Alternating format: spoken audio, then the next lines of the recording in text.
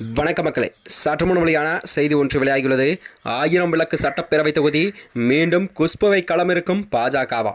வாங்க வீடியோவை முழுமையாக காணலாம். அதாவது சென்னை 1000 விளக்கு சட்டமன்ற தொகுதியில் இந்த முறை மீண்டும் குஷ்புவை களமிறக்கப்போவதாக பாஜக முடிவு செய்திருப்பதாக தகவல் ஒன்று வெளியாகியுள்ளதாம். அதாவது இந்த தொகுதி திமுகவுக்கு ஓரளவு செல்வாக்குமிக்க தொகுதியாக இருந்து வந்த நிலையில்தான் சென்னை 1000 விளக்கு சட்டமன்ற தொகுதியில் இருந்து இந்த முறை மீண்டும் குஷ்புவை களமிறக்க பாஜக முடிவு செய்திருப்பதாக தகவல் வெளியாகிறது. இந்த தொகுதி திமுகவுக்கு ஓரளவுக்கு செல்வாக்குமிக்க தொகுதியாகவும் இருந்து வருகிறது. அதனால்தான் இங்கு ஸ்டாலின் அவர்கள் முதல் வெற்றியை பதித்துள்ளார். அதாவது சென்னை 1000 விளக்கு சட்டப்பேரவை தொகுதியில் 1952ஆம் ஆண்டு நடைபெற்ற முதல் சட்டப்பேரவை தேர்தலிலிருந்தே இருக்கிறது. இங்கு திமுக அதிமுக மாறி மாறி வெற்றியை பெற்று வந்த நிலையில்தான் இந்த தொகுதியில் முதலமைச்சர் மு.க. ஸ்டாலின் அவர்கள் தனது முதல் சட்டப்பேரவை தேர்தல் வெற்றியை 1000 விளக்கு தொகுதியில் தான் தொடங்கினார் என்றே செய்திகள் வெளிவந்தன. அதனைத் தொடர்ந்துதான் 1984இல் முதல் முறையாக 1000 விளக்கில் போட்டியிட்ட ஸ்டாலின் அவர்கள் வெற்றி வாய்ப்பை இழந்தாராம். பின்னர் 1989ஆம் ஆண்டில் இதே தொகுதியில் போட்டியிட்ட ஸ்டாலின் அவர்கள் 1000 விளக்கு தொகுதி எம்எல்ஏ ஆனார். அதன் பின்னர் தான் அவர் இந்த தொகுதிக்கு 3 முறை போட்டியிட்டு தனது வெற்றியையும் பதித்துள்ளாராம். குறிப்பாக சொல்லப்போனால் 2001, 2006இல் கூட தொடர்ச்சியாக இருமுறை 1000 விளக்கு சட்டப்பேரவை தொகுதியில் போட்டியிட்ட மு.க. ஸ்டாலின் அவர்களே வெற்றி பெற்றார் என்று செய்திகள் வெளிவந்தன.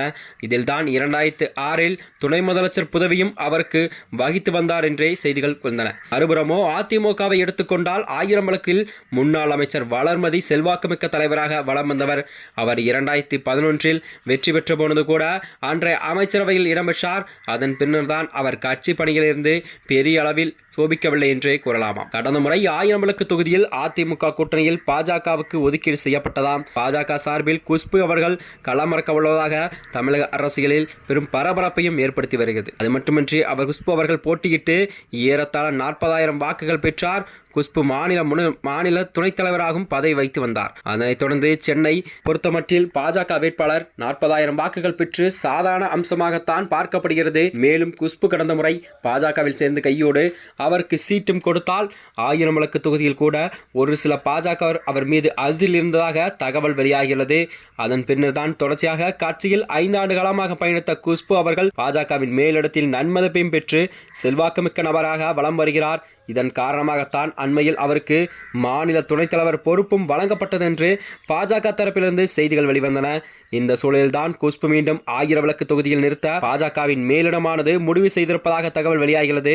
அவர் ஏற்கனவே 40,000 வாக்குகள் பெற்ற குஷ்பு இந்த முறை கூடுதலான வாக்குகள் எல்லாம் பெற முடியும் என்று அக்கட்சியிலிருந்து எதிர்பார்ப்புகளும் தெரிவித்து வருகிறது. திமுகவை பொறுத்தமட்டில் எழில் நாகநாதன் கடந்த தேர்தலில் 71,800 வாக்குகள் பெற்று வெற்றி பெற்றார். மருத்துவரான அவருக்கு இந்த முறையும் மீண்டும் சீட் கிடைக்கும் என திமுகவினர் அவர்களுக்கு செய்திகள் வெளிவந்தன. அதே சமயம்தான் குஷ்புவின் எழுச்சி எழில் நாகநாதனுக்கு எந்த அளவுக்கு பாதிப்பை ஏற்படுத்தும் என்பது போகத்தான் வருகின்ற 2026 சட்டமன்றத்தில் மக்கள் மத்தியில் ஒரு கேள்விக்குறியாகவும் எழுந்து வருகிறதா.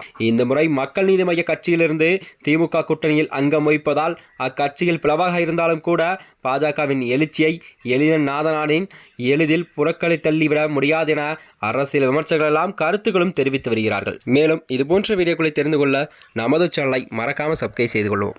நன்றி, வணக்கம்.